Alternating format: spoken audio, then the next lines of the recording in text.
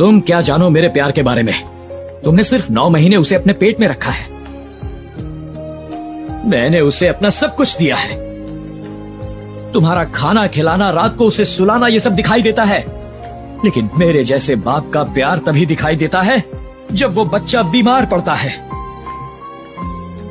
उस बच्चे को अपने हाथ में उठाकर अस्पताल ले जाकर, सिस्टर सिस्टर, डॉक्टर साहब, मेरी जान चाहो तो ले लो, लेकिन मेरे बच्चे की जान बचा लो, ऐसा जब कहता हूँ तब दिखता है एक बाप का प्यार।